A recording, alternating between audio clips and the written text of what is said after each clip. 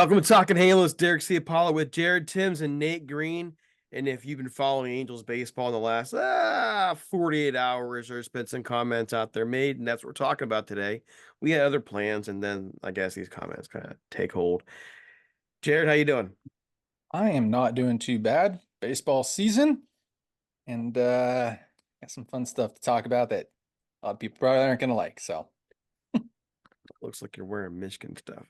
Yeah. Just That's I good. like the look. I like it. I like it. This is I the mean, this is the college or high school I coach for.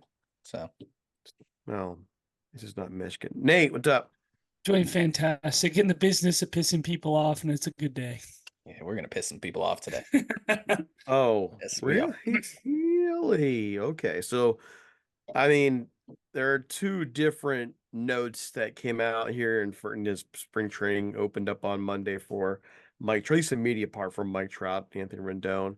Both had some, shall I say, newsworthy comments that that Angels fandom kind of just went crazy over. And yet here we are listening to news media reporters, so on and so forth, and going on and on about it. What do you guys want to delve into first? You want Rendon, you want Trout first on this one? Trout talking about Rendon's so much more fun. Okay. So Trout basically says, just to paraphrase him, he's not looking to be traded right now. He wants to try and win with the Angels. And down the line, if something changes, they'll reach that bridge when it comes to it. Okay. That's pretty much it. There was an article that came out on The Athletic today talking about how Trout's language is different. I don't really see as different. I mean, he's No. been this No. guy from the get-go. So I want to get to the news side of it here a little bit later. I think there's a point to be made. Jared, what are your thoughts on Mike Trout's comments? Yeah, first off, it just seems like the Athletics just trying to get clickbait out there. I'm trying to get a lot of clicks, and that's just what it seems like to me. But as far as what Mike Trout said, it's first and foremost when the best player in the league, or maybe for some of you, was the best player in the league when he's on the field. He makes an impact. He's one of the best players in baseball, best players of our generation. When he's asking to go sign players and they aren't doing it, we got it. We got a bit of an issue here, right? I said this on Twitter, and I'll leave it here. It's a shame that Artie Moreno has ruined the reputation of Mike Trout, really.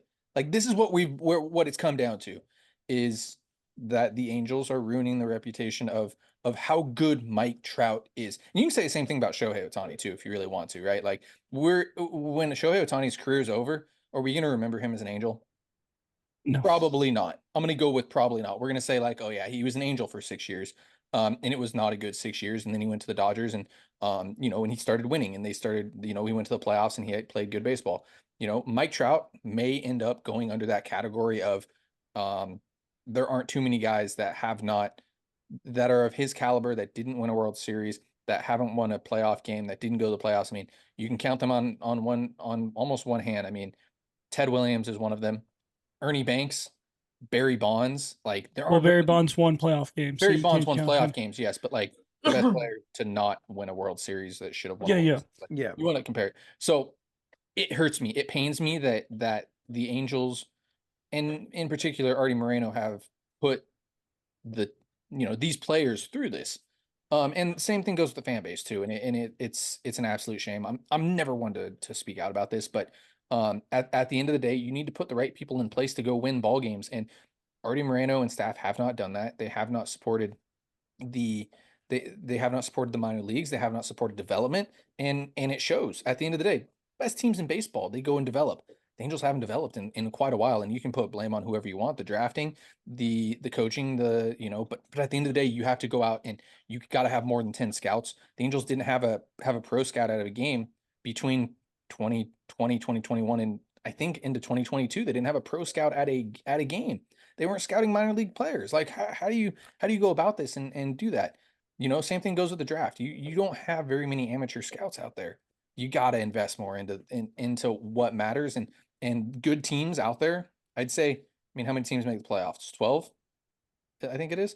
11 of those teams have developed. And Nate, I know you'll say the Philadelphia Phillies are the one team, but 11 of those teams have developed very, very well. Even the Phillies have developed at some Yeah. point, but they haven't developed like So- you like to say the Dodgers or the Rays have. For me, like it hurts me. Like, and Mike Trout's starting to feel it. Like at the end of the day, and I'm sure he's not starting to feel it. I'm sure he's felt it for what has he been with the Angels for 10 years now, 11 years now, 12 years now. Like, I'm sure he's felt it, like, ever since he signed the contract. And I love watching Mike Trout on a daily basis, but it hurts baseball. It hurts baseball fans, and I just want to see him win. So yeah, go get, like, if Mike Trout, it's almost the Artie Moreno thing for me. Like, what Artie wants, Artie gets. Like, what Trout wants, Trout should get, right? Like, you put him through enough. Like, go put a damn winning ball club on it, on the baseball field. I know they're working on doing that, and you got a fun young core group of guys that we've mentioned. But man, like, it'd be nice to go get a guy like Cody Bellinger or I mean, at this point, a Blake Snell or somebody who's gonna, show that you want to win ball games, because this team doesn't want to win ball games right now. Nate? Couple things. One, kind of a nice little throw of shade towards Shohei Ohtani, with Trout's comments here a little bit, saying, I don't want to take the easy way out. I want to figure out a way to win here. So I love to see that. But what Jared just said about what Trout gets, what Trout wants, Trout should get. I look at it from two different perspectives in other leagues, because it happens a lot in the NBA and it happens a little bit in the NFL. Mostly with the quarterback position, like Aaron Rodgers. You saw Aaron Rodgers; he had no success this year in saying, "Hey, we gotta bring in A, B, C, and D because they were with me in Green Bay." Didn't work out. And then you look at Pat Mahomes. Pat Mahomes says, "Bring me Rashee Rice. I really want Rashee Rice." Ends up being one of the best young receivers in the game for them this year. So I look at it that way, and then I look at LeBron James. LeBron James is the guy who thinks he's a NBA GM, right? He's the one who's like, bring in this guy, trade for this guy. I can win with Russell Westbrook. Do this, do that. And it doesn't really seem to work out. It seems like every time LeBron puts his fingerprints on things, that team just goes to trash, and then somebody else has to come in and clean up the mess. So my one question is, how often has Trout done this? And who has he asked to bring in? Like, is this a year-to-year thing that he's like, hey, we got to bring in Noah Syndergaard? Or, hey, we got to bring in Hunter Renfroe? Or, like, fill in the blanks. Is he the one asking for some of these guys that haven't worked out for us?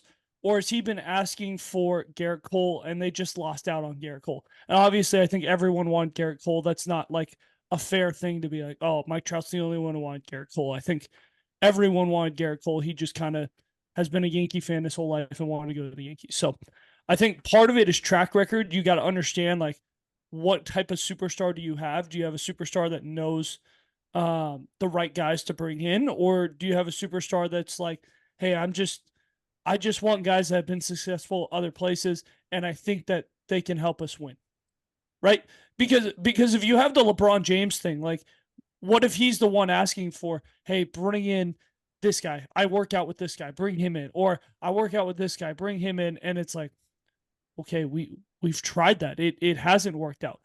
Or has he been in Artie's ear for a long time saying, hey, we need this guy, and Artie's just not willing to go that extra mile and write the check for that extra guy.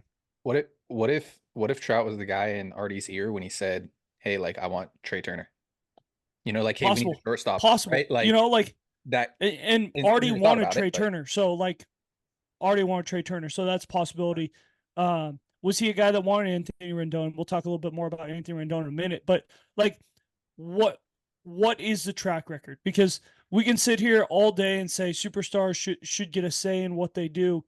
I think the biggest problem is Artie doesn't have people in positions to put the Angels in the position they need to be. Like, the general manager needs to be better. We are a team that has had a lot of success. You got to go get a guy who has had general manager experience. Like, that's the biggest, like, that's one of the most frustrating things for me is the Angels have gone 0-3 in general managers the last 3 times, and they've all been guys without experience. Let's bring in a guy with no experience and hope it works out. So, been that way. Yes, it's not going to matter, Nate, because if your owner is pulling the strings, it doesn't matter who your GM is. doesn't matter. I think if That's Dave a feeling of Dombrowski took over hopelessness this team, Dave Dombrowski would tell Artie Moreno to shove it, and he's going to do what he wants. Like, but that's why you don't have Dave Dombrowski here. exactly. So you had to find the happy medium, the guy who's willing to work with the owner / take a little bit of control and know what they're doing. Because I'm not saying Perry hasn't taken control. I think Perry has taken a lot of control. It just hasn't worked out with what he's done.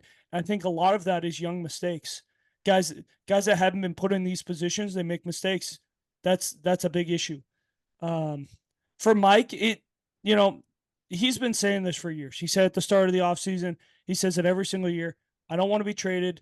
I'm in the office with Artie Moreno. I'm in the office with whoever the GM is at that time, trying to put a game plan together to help this team put a winner on the field.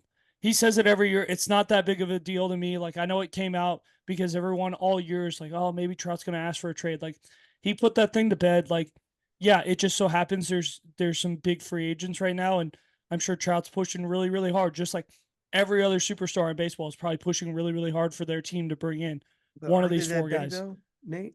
I mean, are they? I mean, big free agents. My thought process is all these guys. I mean, all of them have downsides. Like they do, but there's no perfect free agent. There's never a perfect free agent. There's no surefire one. Is what I'm trying to say. There's no free agent that will make this team a playoff team. And if you can play that game you can play that game every year, though, right? Like, no, listen, man. Right now, at $175 million salary, right there is where they're at right now. Okay, is there any one or even 2 people that takes this team from being a 75 win team to a 90 win team?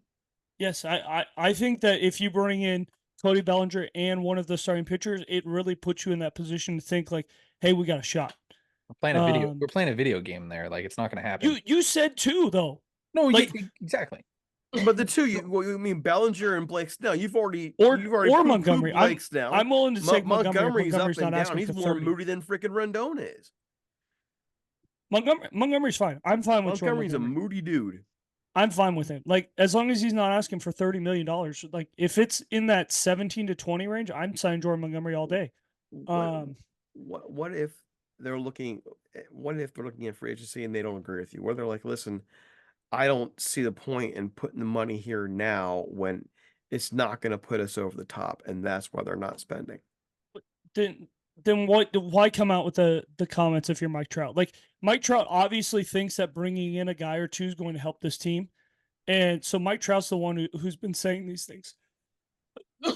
Why not? I've said since the beginning, I think that Cody Bellinger right now makes you a wild card contender. I don't think it makes you a playoff team, but I think it puts you in the area of being in the talks. It keeps you, and this is what I've said at the beginning of every single year. And Angels are a step behind this year than they've been in the past. But this is what I said beginning of every single year is make it to July, right? Make it to July and figure out what you need in July to finish the season off and get into the playoffs. Like, the Angels problem with that theory though is you don't have enough prospects to go get what you're going to need, right? Like, you're going to need to go get. You're going to need an ace, and you're going to need a middle of the order bat. You don't know what that's people, what you don't need. know what people value.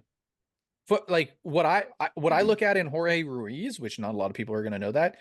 Other teams like Jorge Ruiz. I'm not in on Jorge Ruiz, but teams will trade for certain guys, right? Yeah, but are they going to be giving up an ace? Because that's what you're looking for. Like, if you go sign Cody Bellinger, you need an ace. Like, that's what this team is going to need in July. I'm not saying that Lucas Giolito's an ace, but you got him for that's a lot cheaper than you would probably have. You gave up a top 100 prospect, which the Angels don't have. Well, no, right?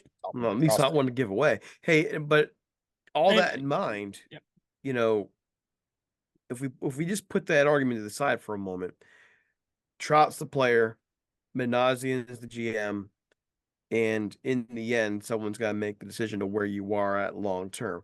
The Angels have notoriously made a bunch of bad long-term signings, and maybe they're just not in a place right now where they're like, listen, we're going to go make another bad long-term signing.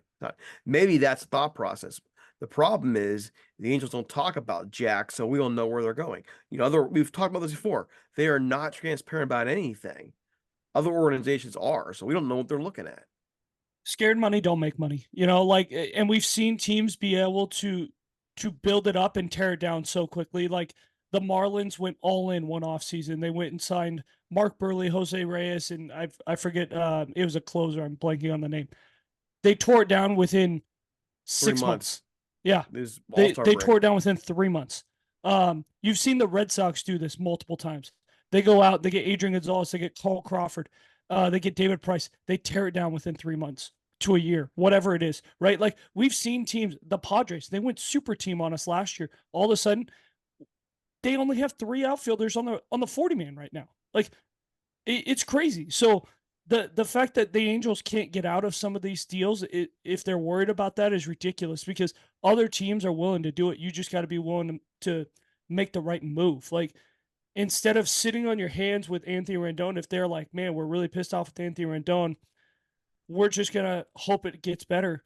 Go make a trade if that's what you really think makes this team better. Yeah, you might have to pay 20 of his 36 mil a year. You might have to pay 25 of his 36 mil a year, but at least it gets rid of who you want to get rid of. Like if you really want to, you can give teams money to get rid of guys. Obviously, you don't pay them everything because that kind of defeats the purpose of it. But if you're scared of making a mistake, then you don't trust your ability to evaluate talent. That's the biggest thing for me. If you're like, man, I'm scared of making a wrong free agent decision, then why are you in a position to make free agent decisions? Because you are scared to make decisions. That's just not acceptable. Or maybe your owner's on your shoulder the entire time, making your life miserable. That goes back to my point of party has ruined. So, all right. So Rendon, his comments, basically, just to paraphrase, basically state he's prioritizing his family and his faith over baseball. Doesn't have any less passion for it, any more passion for it, but he just has his life prioritized a certain way. Today, Manassian responded, I'm not going to get into it. We're discussing, let's just try Trout. For me, it's actions, right? Manassian said. It's less about words and more about actions. Anthony's a good teammate. We've seen him play with intensity, and even when he's on the IL, he's been there for his teammates. He knows the game. He enjoys playing the games.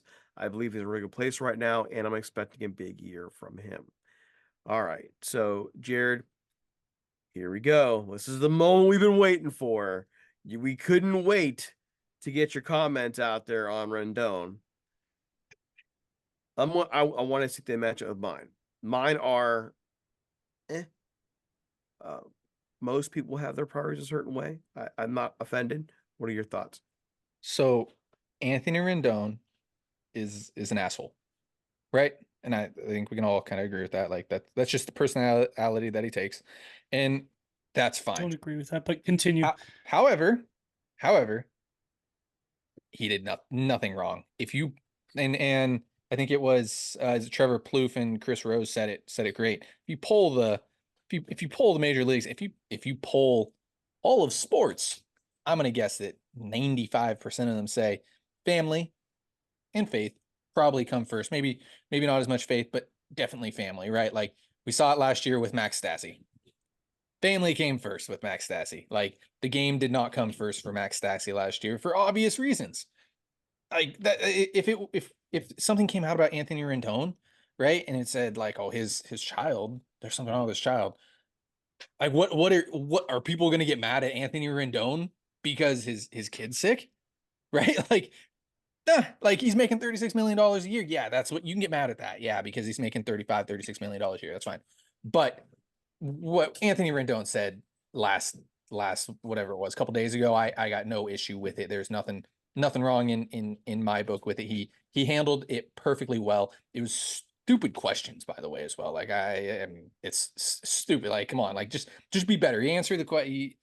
It's bad. Like there's a reason why Anthony Rendon isn't going to talk to the media. There's a reason why Artie Moreno didn't want to talk to certain people of the media, right? Like it's getting out of hand. At some point, the Angels are going to have to do something with some people in the press, and I hope it takes action soon. I know the fans like it, but it's getting tough to see, and it at the end of the day, I'm fine with what Anthony Rendon said. I got no issue with it. And I do like also what Perry Manasian said about it too. Perry said, actions are going to speak louder than words. I want to see Anthony Rendon on the field more than anybody. I want to see Anthony Rendon prove everybody wrong, right? Because this team is a lot better with Anthony Rendon on the field and playing than when he's not. But again, at the end of the day, needs to get on the field. He needs to prove everybody wrong. It's hard to defend him when he does some of this stuff. But it also, when you look at what he's done in the past too, not with the Nationals, by the way, but I mean, he was the first guy out of the dugout against Jesse Winker. So again, like, if that's going to be my solo point, like, people will get mad at me, but he likes baseball. It's a job. It's like me and my job, right? Like, I don't like getting up at 5 o'clock every morning and going to my job. Derek, I know you love teaching, but I mean, if you didn't have to teach, you probably wouldn't teach, right? I Like, gotta be up in 6 hours. So exactly. yeah. Exactly. So at the end of the day, it's a job. He gets paid a lot more than everybody else, so there's a lot more eyes on him. But I mean, family and faith are going to come first for him, and that's perfectly fine. So that's my 2 cents on it. Nate? Yeah. This is not breaking news. Like, I don't understand why we're trying to make this breaking news. He did a podcast 2 months ago with a faith background podcast saying, like, faith and family are his number one priorities in life. Baseball is awesome, like, and he's really good at baseball, but that's not like his thing. Like, he likes to play baseball because he's good at it, but he's not like, oh my gosh, like, I live, breathe, like, I can't live life without baseball. And I think that's fine. I think a lot of people have to come to that eventually because, just like the Moneyball quote, some of us are told at 18, some of us are told at 20, some of us are told at 40, but like, eventually the game is over for you. And you need to move on with your life and do other things. And I think Rendon just is kind of like an older vet that kind of understands that. And he sees his time as coming to an end where he's like, hey, you know what? I've probably got this contract and that's about it. Like, once this contract is over, I'm probably done with baseball, and that's fine with me because I have my faith and I have my family. But to poke at him and continue to ask him questions that he's already answered and to try and make a big deal about this, you're just trying to piss off players. And like, that's one big thing that I have a problem with media these days is let's try and poke and pry and get these guys pissed off, because if I get a guy pissed off, I am more likely to get clicks because I got somebody pissed off. Like, one of the most talked about things a couple of years ago was Nick Castellanos almost punching out the reporter because the guy was like, man, are you sure you signed with the right team? Like, they're booing you. Do you like coming to the ballpark getting booed? It's like, no, of course he doesn't like going to the ballpark when he's getting booed. Like, that's a dumb question. Like, why are you trying to get reactions out of guys? This is dumb. What Anthony Rendon said, I have absolutely no problem with. Like, he is a person, and for him to get ridiculed for saying that he has his life in an order is absolutely ridiculous. And yeah, I like his comments. I think he's going to be fine. Like, I hope he has a outstanding year and he's able to shut some of these guys up. Yeah. Because winning solves everything. His play on the field will solve everything. If he's an all-star this year, nobody's going to care what he said in February, right? Like, it's pretty dumb, honestly. And like, the fact that people are trying to make this a big deal just shows that you don't understand. Like, you don't understand. So guys, please, I'm gonna steal from our text stream for a moment here. So it's gonna make a point. All right. Today at 4:26 Eastern time, I replied to Nate asking about the time for tonight, and I'm like, anytime after 6 o'clock. I pull in the driveway, I get in the house, and my daughter is crying for me because she's gotten sick and she wants to color her dad. What's the first thing I did? I texted you guys, my kid is sick. Can we postpone? Why? Because my kid comes first. My family and my faith come first. So what Rendon said hits home for a guy like me whose faith is first, followed by my wife and my kids, my daughters. They are everything to me. If I lost everything else in the world tomorrow, and they're still there, I'm good to go. In the end, what you said, Nate, was right. You're a human being, and I commend him for having his priorities in order. I think all of this really is an indictment on the media. All right, and I worked in media. I got to know many people, and I'm going to be honest and real. And those who follow our podcast might not like me saying this. Oh, I think I've said it before. 90% of our media, especially sports media, are idiots. They're punks. They are. And I don't blame any player for biting back at them. Yes, Jared, you said, hey, Rendon's easy this. Yeah, but you know what? We think about the questions he gets asked every day. From the same person too, just trying to get a And reaction. we want It's to call the one guy guy. out. We want to call the one guy out. Yeah, it's one guy. It's Sam Blum. He's trying Sam to get the Blum. reaction. And Like, who's been on that's our literally show, by his the way. job. He's not getting enough clicks at the Athletic because he has nothing to write about. So he's going to sit here and go, oh, Rendon, please say something stupid so I can get on the media and I can get a lot of people to clickbait this. Because that's what he's doing. Yeah. Yeah. And then Blum goes on social media and almost always has some kind of sarcastic remark relating to the team doing this and the team doing that and the team doing this, the players doing the team is not innocent. We've complained about their lack of transparency. But on the flip side, how can they ever be transparent if we have knuckleheads who cover this team like the freaking tabloid and treat the players like it's a tabloid? It's a nasty circle, a nasty cycle. If you want this team to be transparent, there are plenty of good journalists who will be transparent with you. And there are times, by the way, when Sam does a good job, but hounding these players for clicks, what's the point? It makes that's the one thing I cover the Rams for Rams Talk, and we have the Athletics cover person is Jordan Rodriguez, and she's amazing. She writes great stories. She reports the news, and everybody freaking loves her. Give me somebody like that covering the Angels, and the Athletic will get many more clicks. She actually covers stories. She makes stories. She makes them from the players themselves, and they like her. Do your job. Okay, now I'm done ranting. I'll say this on that note. One of the first things that I learned, like, coming into the media, not that I write, not that I've covered the team, not that I've covered a team. I enjoy doing the minor league stuff, but the first thing that I learned is, keep the respect of players. Like, it doesn't matter what the fans say. Like, I could care less, in all honesty, what people comment on our podcast, how many people watch our podcast, how many likes I get on Twitter. But, like, if the players respect me and are willing to talk to me, about things, that matters. And I've gained their trust, like, we've done a good job. That's why, and in all honesty, like, that's why we get players on so often too. Like, we talked to Joe Adell. You look at Joe Adell, Joe doesn't do a lot of media stuff in the media, right? I'm not saying that he respects me or even really knows who we are, but like I that's something like that I take pride in. Jared, if like, he comes to the show, he's not going to get anything hostile, though. You're going to give Exactly. him a solid conversation. Exactly. You're not going to get anything hostile. And you look at it last year with Anthony, and like, yes, and that's why I started this off by saying, like, Anthony Rendon's probably an asshole, right? But at the end of the day, like, there's a reason why he got put into this place as being an asshole. We did a whole podcast about it too, a while ago, about how Anthony Rendon's really not that much of a villain. Yes, like, he's probably a dick, he's probably an asshole, but like, there's a reason why he didn't talk to the media last year, right?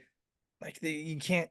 It's hard to trust the media, right? Like, it's not that day and age anymore where you're able to build trust with guys either. Like, they're in the locker room, yes, but like, last year everybody wanted Shohei Ohtani. Like, out there in the public, they want to know everything about Shohei Ohtani, right? And we saw it this offseason too. It was like, Shohei's dog's name. We don't even know where Shohei lives or anything like that. Not that we need to know where he lives, but like everybody wants to know everything about it, and people are forgetting to, this is a trust thing. Like the media is all about trust and who trusts who and who gets the inside scoop, and why like this offseason so many people in the media got stuff wrong because agents and everybody are throwing stuff out to the media and trust the media because they're going to get their players more money and things like that. So again, at the end of the day, like it's a huge trust thing. And that was like my number one thing. Like, I don't care what the fans say. I don't care what people that read my articles think. If a player is happy and like a player likes me and, continues to, if I can show respect to him, I am doing what I can. Like I will get your name out there as much as possible. And transparency, I've had players reach out to me and say, hey, like, can you put this stuff out there for me? And it goes across the board too, right? Like you have that with players that will come to you and say, hey, can you put this out there for me? Like we need some help getting this out there. So yeah, it's a trust game, and it sucks that we're talking about this at this point, and I don't like to, but it has to happen because it's getting out of hand sometimes. We had a podcast plan tonight. The podcast plan was talk about ceilings and floors, right? And they said we're talking about this. Why? Because our listeners are reading a bunch of stuff and it's just garbage. And I love how you made the point that look at all the pretty much what became fake news concerning science and sauces. Why? Why? Because these writers aren't writers. They're advocates or activists or lobbyists or whatever. They're just not there to write the story anymore. They're in too big of a hurry to be first. They're not reporters. They're there to guess. They want to be first. They don't want to be right. They want to be first. I will never put out that was another thing I learned, by the way. I'll never put rumors out there. I'll speculate all day, like, oh man, this guy makes a lot of sense for me. I'll never put a rumor out there. And I hear a lot of stuff in the background. Like you get to know people and you start hearing a lot, but I don't do that, man. Like I will never put out a rumor. I'll let the rumor mill put that out because once you get burned once, you remember it, and I won't get burned again. I will not. I hate getting burned. That's the worst thing for me. And that's the reporter's biggest thing too, is if they get burned. That's tough. I mean, we've seen it a lot. Arson Judge, dude, like it's happened a lot. So yeah, it's tough. Man, it happened with me very early in my career. Got burned, and you learn real quick. And with the best writers, every writer gets burned. You're taught how not to get burned, but you don't actually learn it until you do it. Or in this case, don't do it, you fail. But it's amazing how many continue to make the same mistake. And now you just fall into the aisle of being a moron, bad at what you do. And we have too many people who are bad at what you do. I don't look at Anthony Rendon as a villain anymore. If you're him and you're getting these questions over and over again over the course of 2 years, you're already frustrated, you're hurt. And we found out how bad that injury was last year. If that's the case, and you're getting these dumb questions, I'd be hostile too. Maybe he's not the a-hole we make him out to. Maybe he's just tired of the garbage and tired of people treating him like he's just a story. Maybe he's a human being that wants to be treated like a freaking human being, honestly. One more thing about Rendon too. When he got hurt last year, he did not pack up his locker and leave. Like he went to games and he sat there and he watched and he did his interviews. Yeah, he said no habla inglés. Yeah, he didn't want to do interviews, but he still went to the yard. If he really doesn't like baseball, he would have found a way to not go to the yard, right? Like he would have been like, hey, you know what? I'm hurt. I'm not doing any disservice. I'm just going to sit at home and be with my family. Hey, if he really didn't care, he still was there every single day. Whether you guys were happy about it or not, him being there and giving his half, answers and remarks and things like that, whatever, his backhanded compliments, he was still there. And I think when you're just going to continue to poke at someone, like it doesn't matter who you are, if you're a professional athlete or just a regular person, if somebody is going to continue to poke and pry at you and try to get a reaction, eventually we are all human and you will give a reaction. Whether you think you're the perfect person or not, everyone will eventually give that reaction. And I think Anthony Rendon has just kind of reached this breaking point. And that was part of the reason why I went to the Angels in the first place, thinking that, you know what, The Angels don't really get too much attention. Nobody really knows that Mike Trout's the best player on the planet. They don't really talk about him. They just kind of keep it quiet. He goes to Anaheim, and all it is a circus. And like that is why he hasn't gone other places, because he wanted the low media market, and he didn't really get it. All he's getting is the circus and trying to get the stupid answers out of him. And I feel really bad for him. I hope that, like I said, I hope he comes out and he's able to be an all-star this year and just kind of look at everyone and be like, yeah, who doesn't like baseball now? Because by the way, one last thing. Jokic does not like basketball. Jokic couldn't care less about winning a championship last year. Nobody cares. Because he won an MVP and he won the championship. Nobody cares what Jokic has to say about basketball. All they care about is, did you help my team win? Yes, great. See you. Jared, closing thoughts for you? Yeah, no, and that's the issue. I mean, at the end of the day, winning cures a lot, and the Angels just got to go out there and win. That's all I got. I had nothing. I was a jerk and cut off Nate a little bit there. I do remember a guy last year who cleaned out his locker. I just want to point that out. I didn't want to say it, but yeah, that's what I was alluding to. I mean, I know what you're alluding to. Follow us on Twitter at Talking Halos. Follow Jared_Tims. Follow Nate at Nate Green 34 and me at Ciapola. Have a great one. And I guess we'll eventually get to that Ceilings and Floor series. We're out of here.